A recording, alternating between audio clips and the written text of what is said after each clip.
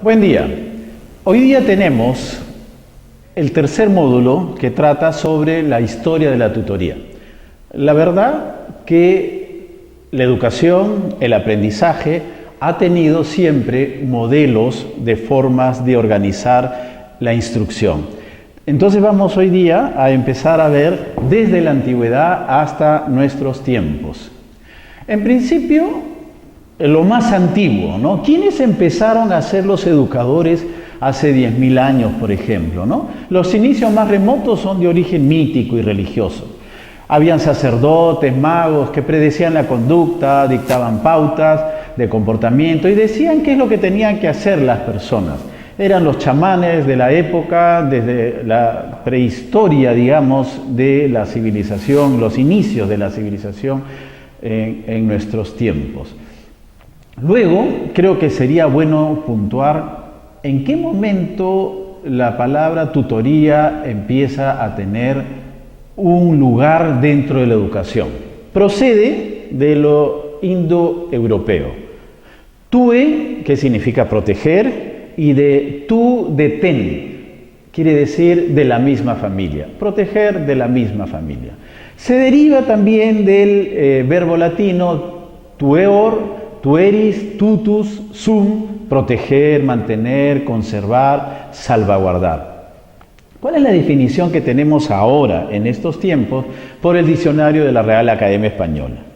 Vendría a ser una persona que ejerce la tutela, las funciones señaladas por la legislación antigua del curador, encargada de orientar a los alumnos de un curso, encargado de la educación de los hijos de la familia.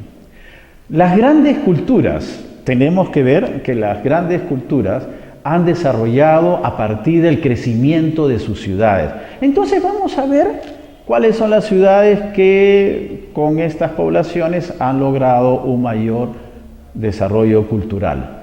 Bueno, los primeros que vamos a trabajar tiene que ver con la India. Al inicio, ¿quiénes se encargaban de la educación de los niños? La madre.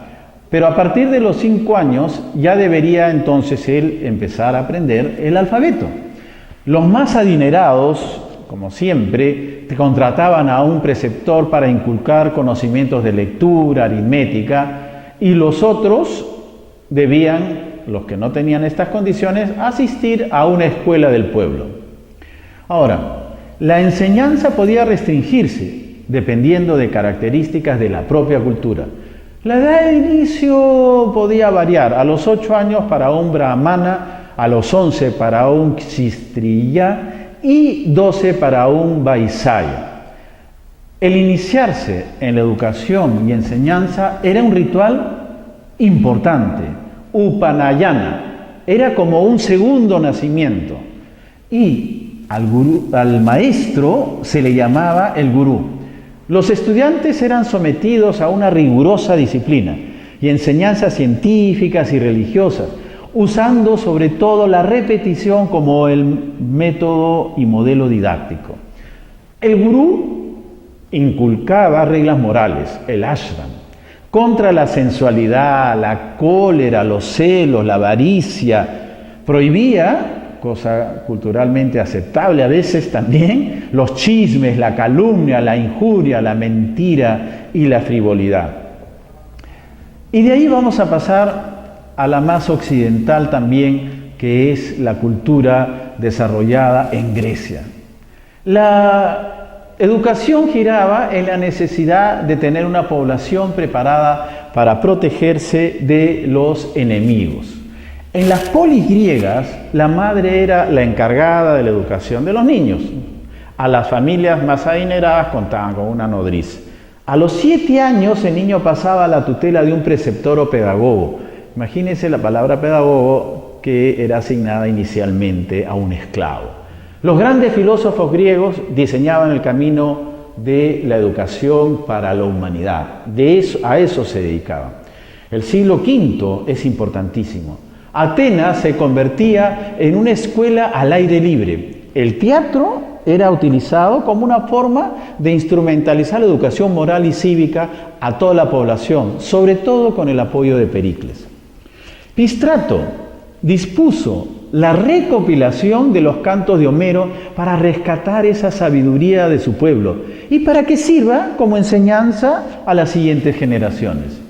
En Atenas y Esparta, los niños eran examinados al nacer para descartar defectos. Las niñas quedaban al cuidado de la madre y las mujeres de la casa. Los niños al cuidado de la madre y posteriormente de un esclavo que en esa época era conocido como el paidagogo, como lo habíamos mencionado. En Grecia, la instrucción comprendía instrucción en la música, educación física, lectura, cálculo. A los 20 años concluía una formación militar, era otra época, y empezaba la etapa intelectual. Si pasaban los exámenes, estudiaban 10 años más las ciencias de Pitágoras. ¿Cuáles eran? Aritmética, geometría plana, del espacio, astronomía y armonía. Y posteriormente emprendían 5 años más de dialéctica. En Grecia llegó a ser tal la importancia de la educación y de la formación que Isócrates tiene una frase que voy a permitirme leerla. Atenas ha conseguido que el nombre de los griegos se aplique no a la raza, sino a que se llamen griegos más a los partícipes de nuestra educación que a los de nuestra misma sangre. Como ven, ya los griegos eran reconocidos como grandes y cultos, bien educados. Pasamos entonces a la época de Roma. Después de los griegos, evidentemente, viene la educación y la formación que los romanos gobiernan en esa época, entonces, posteriormente, el mundo, y eso lo sabemos. La educación del niño, entonces, era impartida por su padre y consistía en las técnicas de la vida rural, familiar, con énfasis en lo ideológico. Por Catón, los niños empiezan a ser educados entonces por sus padres, porque ya se consideraba indigno que los eduque un esclavo. Los niños que no tenían un padre como Catón podrían vincularse a un ciudadano varón políticamente activo, que cumplía la función de tutor, y los más pobres podían asistir, evidentemente, a las escuelas públicas que ya existían también. Cicerón se dio cuenta que aún estaban poco evolucionados en comparación con los griegos y plantea copiar algunas cuestiones de enseñanza. Consideraba que el producto final de la educación estaba constituido por el orador. Pero también los romanos tenían sus temas, además de la oratoria. Habían 7 disciplinas básicas que tenían que darse: la gramática, la lógica, la retórica, la música, la astronomía, la geometría y la aritmética. Pero antes de eso, tendríamos que reconocer otra parte de la historia también de lo que es el centrarse a una persona para que se dedique a la educación específica de alguien importante. Tenemos a Filipo, este rey griego, padre de Alejandro Magno, quien busca a Aristóteles, el hijo de Nicómaco, para que se encargue y sea el tutor de su hijo. Imagínense la importancia que se le asigna a Aristóteles, educar a Alejandro Magno, y como ustedes saben, no, este fue un gran conquistador en la época romana. Pasamos entonces a la etapa medieval. En esta época aparecen los talleres medievales, donde existía una figura del maestro que tenía a su cargo a uno o varios aprendices. Esto lo vemos actualmente. Por ejemplo, se le llama maestro al que trabaja en un taller y que tiene conocimientos y tiene ayudantes, ¿no? Y él es el maestro, ayúdeme. Edúqueme usted, por favor, y están los ayudantes aprendiendo de él. Ya desde la época medieval se organizaba de esta manera. Pero el precursor de la tutoría en España, Juan Huarte de San Juan, en el siglo XVI, él se considera que su educación de una manera más humanista es la tutoría. Y entonces empieza a pensar en cuáles son las aptitudes que tienen las personas. Se recomiendan reuniones periódicas de diferentes profesores para buscar la mejor manera de trabajar con los alumnos. Ya no es solo uno, sino varios. ¿Cómo se puede hacer para tutorear mejor a un alumno? Otro representante medieval, Santo Tomás de Aquino, basaba su enseñanza en el conocimiento de sus discípulos y desarrollar las potencialidades humanas de los mismos. ¿Qué es lo mejor que tiene esta persona? Y ayudarlo en su desarrollo. Luego nos encontramos con una etapa del Renacimiento. Esta etapa también es crucial en la consolidación de la tutoría. El pensamiento del hombre empieza a orientarse a una visión humanista. Rodrigo Sánchez destaca la labor del educador para dotar de información. Luis Vives dice que las personas debían ser orientadas hacia una profesión según sus capacidades. Por lo tanto, era importante saberlos elegir y recomendaba entonces reuniones periódicas entre los profesores para darse cuenta de esto. Juan Huarte de San Juan señala que los hombres tienen características particulares según su naturaleza. Las influencias del ambiente y la educación recibida y el maestro debía orientar y adiestrar según ese conjunto de caracteres, algo que es muy actual. Ya no se va a enseñar pensando en una inteligencia exclusiva, sino inteligencias múltiples, como veremos posteriormente. Ahora, damos paso al racionalismo, ¿no? Aquí tenemos una diferencia entre el empirismo y el racionalismo. Esta época del desarrollo, el empirismo, siglo XVII y siglo XVIII, en cambio ya el racionalismo empieza en el siglo XVIII en adelante. El empirismo se da principalmente en Inglaterra y el racionalismo en la Europa occidental. ¿En qué se basa el empirismo? En la experiencia. Y el racionalismo en la razón. Entonces, los métodos de conocimiento empiezan a variar. La observación, la inducción, el análisis de hechos a partir del empirismo. Y el racionalismo utiliza entonces más la deducción. El ideal de la ciencia del empirismo está dada por las ciencias naturales y del racionalismo por las matemáticas. ¿Cuáles eran los temas principales de las ciencias? Las ideas adquiridas y la conciencia sustancial. En cambio, para el racionalismo se partía de ideas innatas, había una conciencia funcional.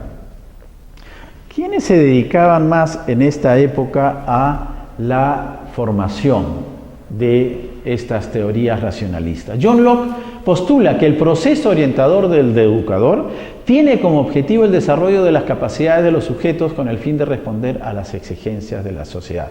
Aquí entonces Locke nos habla de que lo importante del aprendizaje tiene que ver en función de qué cosa es lo que necesita la sociedad que esa persona haya aprendido para poder mejorarla en su desarrollo. Jean-Jacques Rousseau nos deja la importancia de estudiar la forma de ver, pensar y sentir de los alumnos.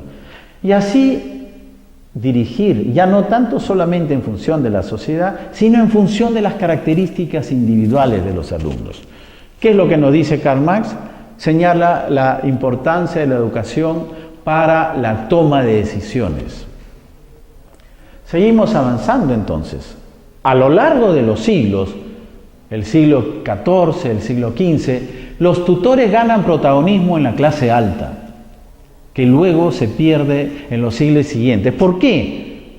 Porque ya empieza a haber un interés del gobierno, del Estado, de los que se encargan entonces de gobernar, ya viene un interés en la educación de su pueblo.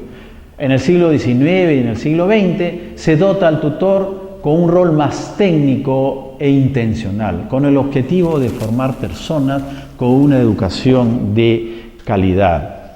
También tenemos que reconocer que la influencia de Platón en estas épocas es reconquistada. Platón lo que decía era que había que educar principalmente a los gobernantes y a los soldados. Había que escoger entre la población a los que fueran más desaprendidos de sus propios intereses para poder entonces pensar sobre todo en aquellos que estaban más interesados en ayudar a la sociedad y servir al Estado. La tutoría, entonces, tenemos que entender esta evolución del siglo XX según los diferentes países. En el Reino Unido, ¿cómo se da la tutoría en el Reino Unido? La actividad tutorial inglesa es la del trabajo escrito inicialmente. El tutor propone un tema de investigación a su pupilo.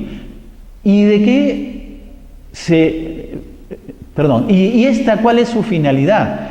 Es enseñar a pensar al alumno. Entonces, la Universidad de Oxford se da un encuentro semanal de un estudiante con el profesor que les es asignado. En mi experiencia, cuando estuve en el año de 1998 en Inglaterra para ver el programa de tutoría, estos personajes realmente estaban muy involucrados en la educación y en el seguimiento de sus alumnos. Si llegaba tarde a clases, hablaban con los padres; si faltaba, llamaban a la casa, qué estaba pasando; si había algún problema en el salón, se ubicaban con el alumno a tratar de ayudarlo a resolver. Sabían de la importancia entonces de estar monitoreando y de hacer un seguimiento de cada estudiante y también del grupo que se le había asignado.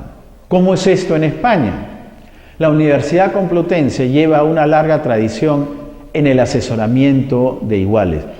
¿Qué es lo que hace España? Es bien interesante, porque los estudiantes tienen diferentes niveles de logro y de aprendizaje, pero aquellos que tienen una facilidad para determinados cursos debían ser retomados ellos también para poder ayudar a los compañeros. Entonces, era como una suerte de asistente del profesor, pero que en realidad vendría a ser como un tutor que se encarga de ayudar a que ese alumno que está un poco atrasado pudiera mejorar su educación.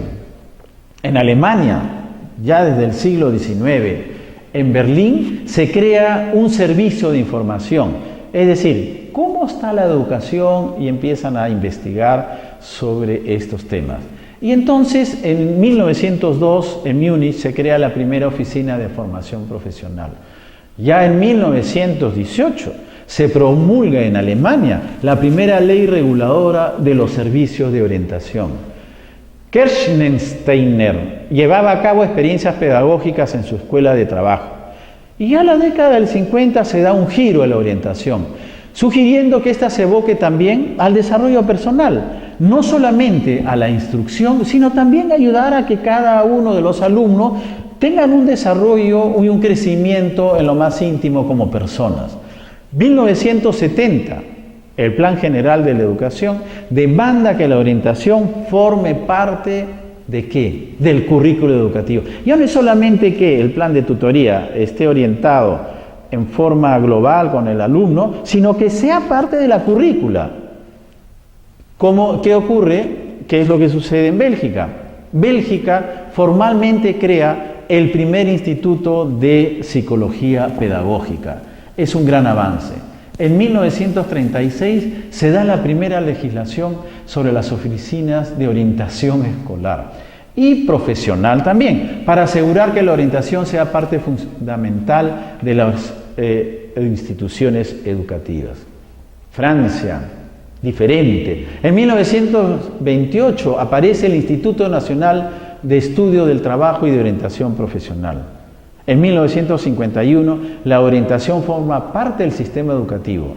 Y en la década del 70 empieza a entenderse la orientación desde un punto de vista más individual y estrechamente relacionado con el desarrollo personal. ¿Y qué sucede en Italia? 1921 se da la creación del Ufficio di Ordinamento Professionale del Governatore di Roma, que busca esta creación de este grupo. Se da la aparición entonces de numerosos centros psicopedagógicos que se encargaban de la resolución de los problemas personales. En Francia, el pedagogo, el profesor, básicamente es un instructor. ¿Quiénes son encargados entonces de la educación y de la formación de los hijos? Los padres. Y del alumno, la instrucción se la da en Francia. ¿Y qué pasa en Italia? esta gran diferenciación. Los psicólogos no están en los colegios ni en Francia ni en Italia. Se forman entonces centros psicopedagógicos donde van los alumnos, sus padres los llevan para ver los problemas que están teniendo. Pero esto es una consecuencia distinta en Europa de lo que vendría a ser el programa de tutoría. ¿Qué hace Suiza? En 1902 se crea la Asociación de los Consejos de Aprendizaje.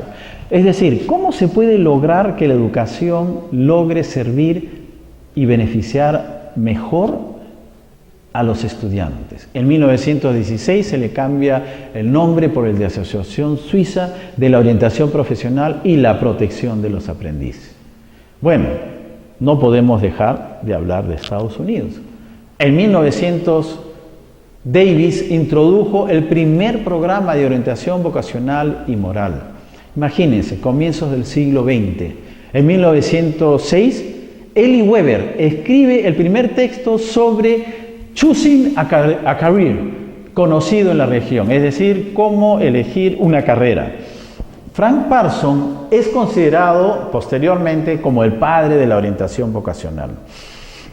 Gracias a él se desarrolla esta orientación que es cómo ayudar a que el alumno, una vez que termine sus estudios, pueda haber encontrado su vocación para poder después tener una dedicación profesional, técnica en su vida y dedicarse entonces al estudio de esta. Los años 30, Breuer, influenciado por el movimiento de educación progresista que iniciaron Mann y Dewey, dice que la orientación debe ser relacionada en el proceso educativo. Es decir, ya no por separado, sino debe ser parte orgánica del mismo proceso de educación. Y bueno, veámonos pues qué es lo que ocurre en Latinoamérica. Y Latinoamérica debe ser reconocida como tal a partir de que los países tienen su origen idiomático en las lenguas latinas. Muy bien, entonces, la tutoría en los tiempos actuales. ¿Qué podemos decir de México?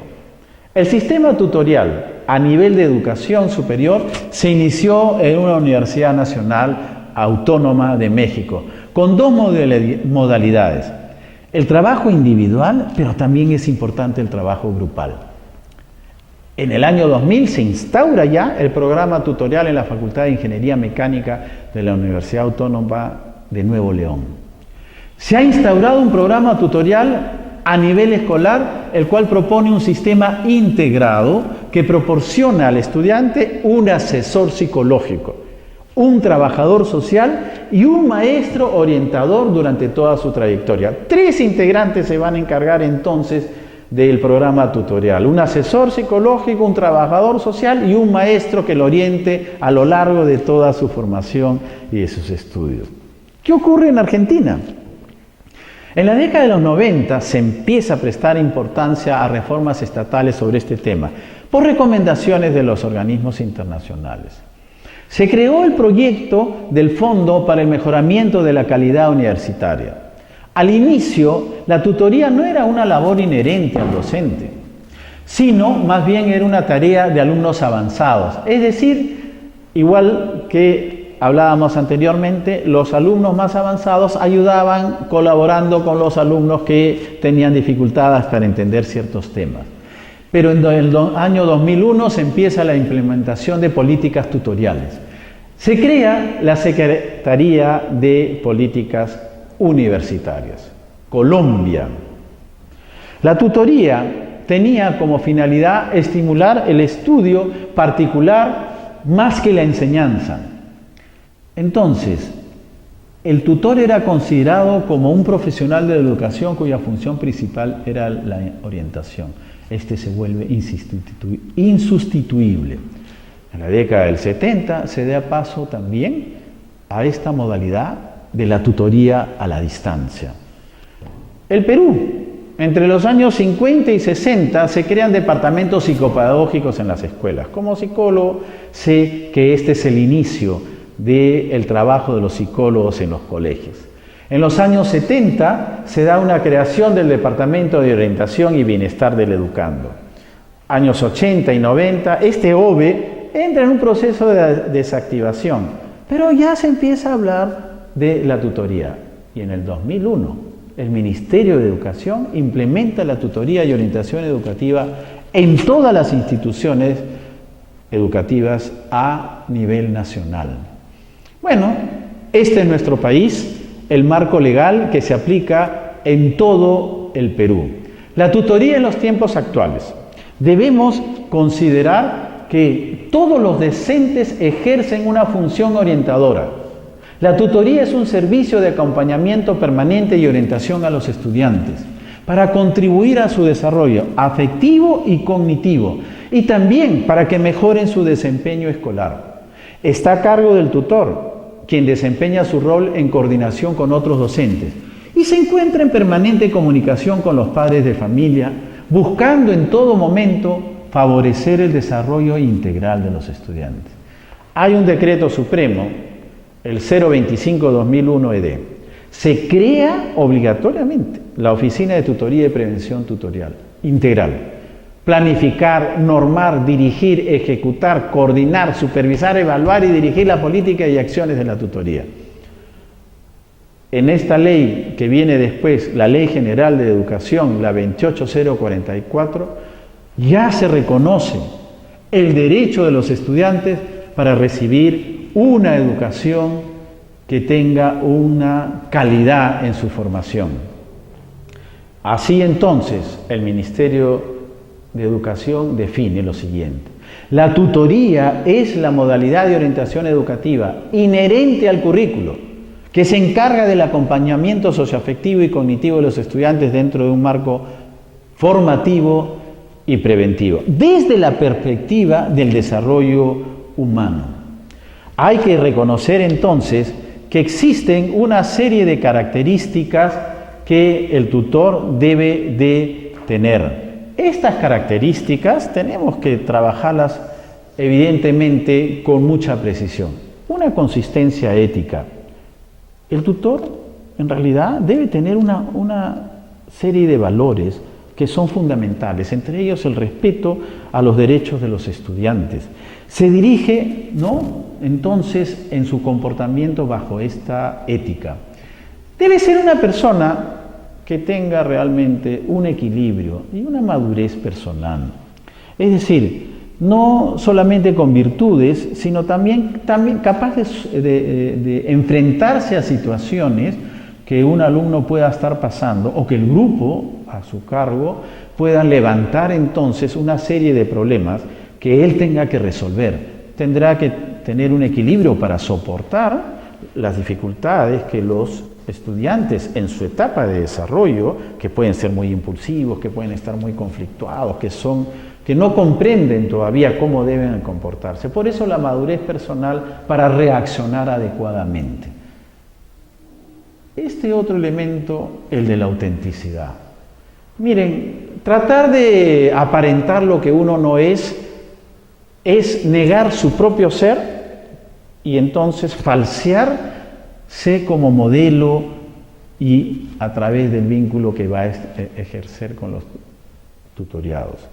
Los tutorados están realmente muy prestos a ver si esta persona está siendo auténtico. Y si es auténtico, se puede dar esta otra característica del tutor, que viene a ser el liderazgo. Alguien que es reconocido dentro de sus valores puede guiar a los alumnos a tener entonces una actividad que sea beneficiosa para sus estudios, para su comprensión. Y esto entonces es algo que debe ser inherente a esta autenticidad. Un liderazgo auténtico, honesto, que genere en los alumnos también el manejo de la verdad. Pero para esto debe tener una formación, una competencia profesional. Debe ser un profesor que sepa llegar a sus alumnos, que sepa motivarlos, que utilice metodologías y técnicas para favorecer la manera de comprensión, no de un grupito, sino de todos los estudiantes. Recordar que hay algunos alumnos que aprenden mejor con una educación práctica, manual, sensorio-motora, y que desde la manipulación de ciertos objetos ellos pueden reconocer entonces mejor el aprendizaje.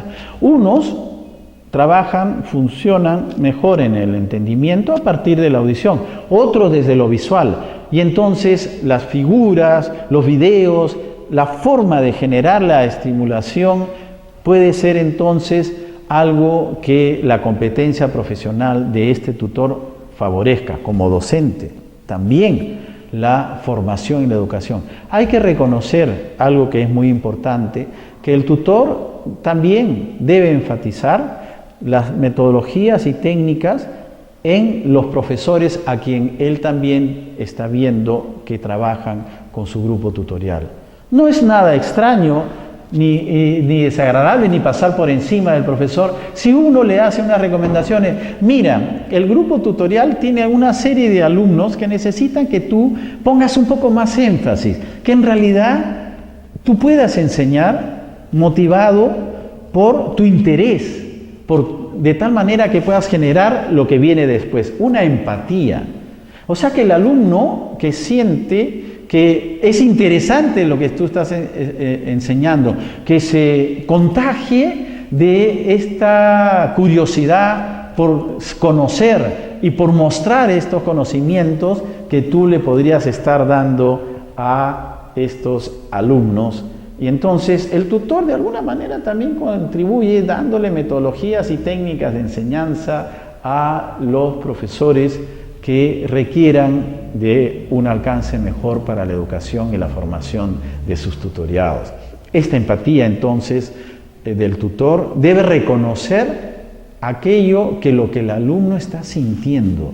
Pero creo que también aquí hay que hablar que el tutor no puede ser realmente un amigo, no es un padre, no es un par, es alguien que puede llegar a entender cómo está viviendo y cómo está pensando y cómo siente su tutorado. Al lograr esto, se va a poner en una situación de comprensión más allá del mundo adulto. Debe regresar también a ver lo que es importante para su tutorado. Y esto es parte de una empatía que a veces no es tan fácil de lograr. Porque el tutor ya pasó por esta etapa y tiene un pensamiento adulto. Y en este pensamiento adulto ya dejó de lado, borró la manera de entender o de ver las formas, las relaciones sociales, el conocimiento, el aprendizaje que tiene un niño, que tiene un puber, que tiene un adolescente. Entonces la empatía, cuando les estoy hablando de esto, es un trabajo que implica una competencia profesional que no es tan sencilla, pero que con el tiempo un tutor debe estar capacitado, debe dársele capacitación, debe promoverse que él pueda trabajar de esta manera con sus alumnos. Saber escuchar. Sí, oír, escuchar, parece lo mismo, pero a veces uno oye cosas, pero no les presta atención. Un tutor no debe solamente estar oyendo y estar pensando, ya, le voy a decir esto, le voy a decir esto. No, tienes que escuchar para entender el punto de vista de tu estudiante. Y entonces desde ahí recién vas a poder empezar a pensar cómo lo vas a ayudar. Es importante entonces escuchar cómo él está viviendo eso. No es que le vas a decir, oye, tienes que hacer esto, no, y eso está mal, y corregirlo como si fueras un padre que no entiende. No. Tienes que aprender a escuchar, no solo oír, y escuchar desde el lado del estudiante. Entonces, si estás escuchando del lado del estudiante, no se trata de que tú le estés diciendo, oye, esto es lo que tienes que hacer, esto no es lo que tienes que hacer. Claro, a veces hay que poner límites, etc. Pero lo importante es que tú lo ayudes a él a descubrir de qué manera lo que él tiene que hacer lo beneficia y que debe aprender a seleccionar, a dirigir su vida, a guiarla por lo que es más beneficioso para él como aprendizaje. Pero debe tener una aceptación incondicional del estudiante. Puede sonar exagerado, pero no. Algo está pasando con ese estudiante que está viviendo una serie de situaciones difíciles. Y uno tiene que ponerse en el lugar de él para poder entender. Cuando uno se pone incondicionalmente a su lado, él es capaz de abrir todo lo que pueda estarle perturbando, molestando, inquietando, fastidiando. Problemas a veces entre los padres. Y uno dice, equivocadamente, el alumno como hijo de familia dice, ¿yo qué puedo hacer para que cambien mis padres? Es un problema entre ellos, pero se molesta, sufre. ¿Y qué debe hacer el tutor? Decirle, ay, pero eso no lo puedes cambiar tú. Es justamente el problema que está teniendo el tutor. Debe acompañarlo para que él pueda, ¿saben qué? Soltar la emoción y la preocupación que está teniendo, porque a la hora de estudiar se va a confundir, van a venir estos pensamientos, va a estar molesto, triste. En cambio, si puede hablar de lo que siente y de lo que le pasa, puede liberarse y puede mostrar sus emociones e irlas comprendiendo, volverlas sentimientos. Entonces sus sentimientos también podrán ser de alguna manera mejor llevados y estar más tranquilo, más calmado para poder desarrollar mejor sus estudios. Entonces, ¿cuál es la labor del tutor? Habría que ver los antecedentes, desde la antigüedad al Renacimiento. Han habido 3 factores que vamos a considerar, filosóficos, sociales y educativos. Los factores filosóficos, ¿no? Únicamente de la antigüedad al Renacimiento se consideraba a los integrantes de la aristocracia como dignos de recibir la enseñanza. Platón tuvo mucho que ver con esto, con la idea de debemos educar a los gobernantes, a los soldados. Vean ustedes o lean la República. Ahí se escogía al más apto, al mejor, al más desinteresado, al menos egoísta y al que podía entonces trabajar en función del bien común. A esos. Y estos salían de la aristocracia porque eran los que tenían las mejores condiciones sociales y económicas para poder tener esta educación y esta formación. Y luego los factores sociales, aparición de nuevas clases sociales que empiezan a cambiar esto, ¿no es cierto?, de la antigüedad al Renacimiento. Y esto, ¿qué es lo que va a buscar? Luchan por la adquisición de los derechos. ¿Y qué derechos? Factores educativos. Entonces, ¿cómo se hacían estos factores en la antigüedad? Estos factores educativos. Las familias estaban acostumbradas a delegar la educación a una persona de su confianza para vigilar el desarrollo personal e intelectual del pupilo. Pero esto va a cambiar. Del Renacimiento a la Revolución Francesa, estos factores filosóficos entran a ser cuestionados. Porque en esa época, la persona era considerada como el centro del universo. Y los factores sociales, la persona estaba siendo revalorizada como tal. Factores educativos, se empiezan a preocupar entonces por hacer extensiva la educación a toda la población para atender las demandas y necesidades de este nuevo mundo industrializado que estaba dándose paso. Y de ahí, de la Revolución Francesa a la Segunda Guerra Mundial. Los mismos factores. Los filosóficos. La persona fue realmente considerada como un sujeto de derecho. ¿Quiénes se encargan de esto? Rousseau, Pestalozzi, Montesquieu. Nombres importantes de la época de la Revolución Francesa que tienen que ver con la educación, con estos grandes cambios que se dieron. Factores sociales. La nobleza dejó de ser exclusivamente privilegiada. Y se materializa la igualdad para los gremios. Todos pueden acceder a las enseñanzas para cubrir las demandas del mundo laboral. En realidad, este gran desarrollo socioeconómico y tecnológico necesita que el mundo laboral, los trabajadores estén mejor tecnificados. Entonces hay factores educativos, se dan varias experiencias de democratización de la educación, es necesario que todos estudien. Hay un modelo lancasteriano, el maestro se dedica también a formar alumnos para educar a los analfabetos. ¿Qué es lo que dice Karl Marx? Idealmente en esa época, la educación debería liberar al hombre de las máquinas. Vamos a hablar ahora de la cantidad de nombres que se le ha dado al tutor a lo largo de los años. Bueno, en la época antigua, los voy a nombrar porque están ahí, pero en la época antigua era el ayu o la nodriza o el preceptor o el mentor, el maestro de escuela o el pedagogo. En otras épocas, institutriz, instructor, leccionista, director espiritual, guía, profesor particular, prefecto. Y en la época más moderna está utilizado, el más usado, el profesor, consejero, educador, orientador, profesor nuevamente, o el que está generando en los últimos tiempos el vocablo del tutor. ¿Qué cosa es lo menos usado? Formador, asesor, consultor, monitor. ¿Quiénes son los autores más destacados en el estudio de la figura del tutor? En la época clásica nos vamos a encontrar con Lucio Seneca, 4 años, o sea, siglo IV antes de Cristo a 65 años después de Cristo. La sabiduría, decía Séneca, se alcanzaba por medio de la educación y la filosofía. Determinó entonces que la comunicación docente era fundamental y que ésta debía estar regida bajo un plano amical. El que sabe para sí, aprende también enseñando a los otros. Eso es muy importante para tener en cuenta siempre. Y en la educación moderna, Séneca se nos adelantaba, la educación moderna dice que uno aprende ahora también de lo que traen los estudiantes. Por el otro lado, Marco Flavio Quintiliano, 36 años después de Cristo al año 95 después de Cristo. Con sus estudios echaban los cimientos de una nueva ciencia, la pedagogía. Decía que no solo había que centrarse en la formación del orador, también en la formación del hombre como persona.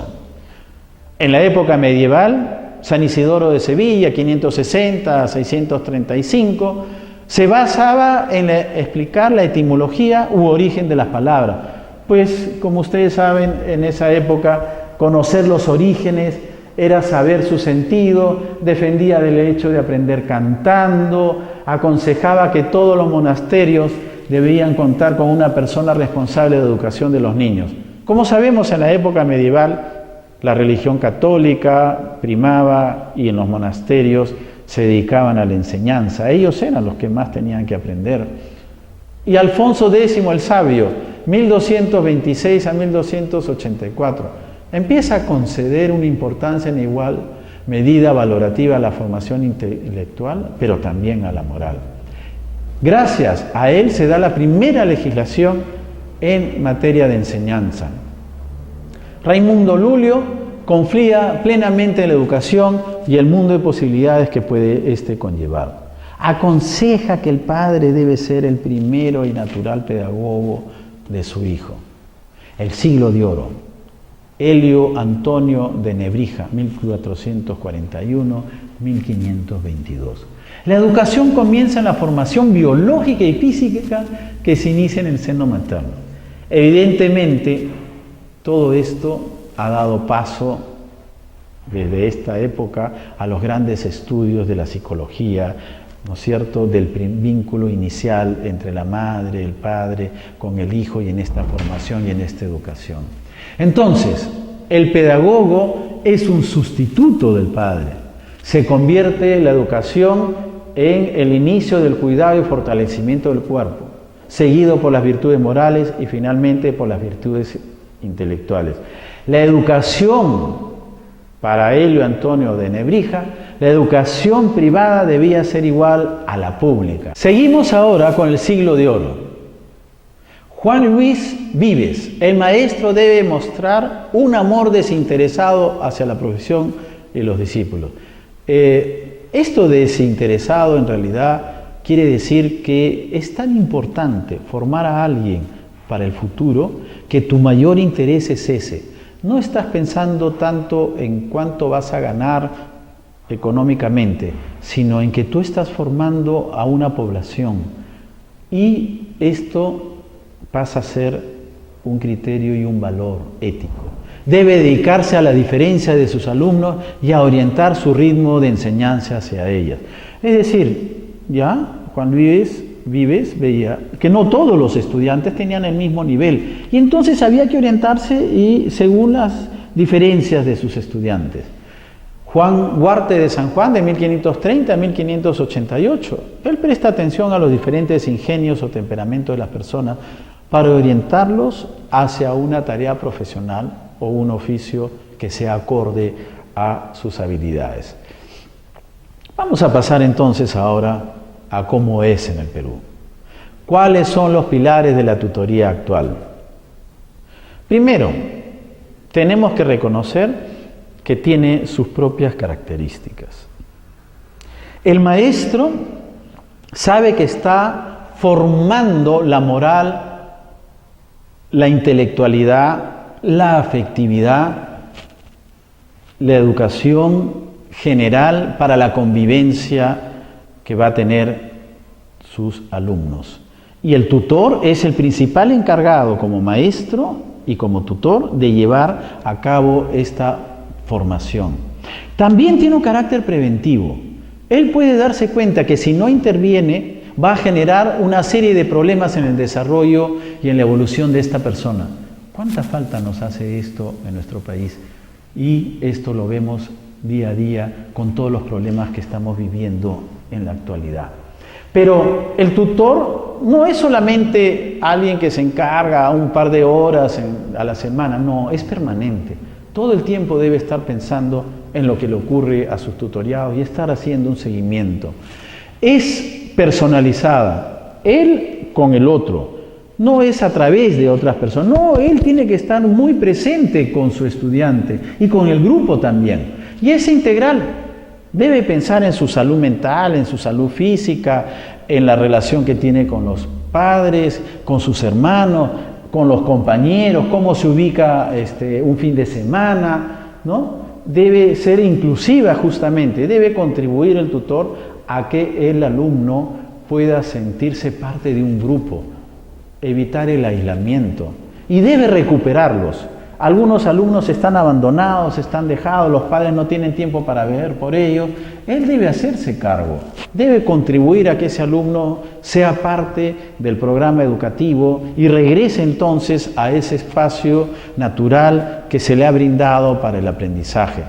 Cuando se habla de no terapéutica se dice que no se va a convertir pues, en un psicólogo que haga ¿sabes qué? Vas a venir tantas horas, tanto tiempo te voy a estar viendo y voy a hacer una terapia de este tipo o del otro.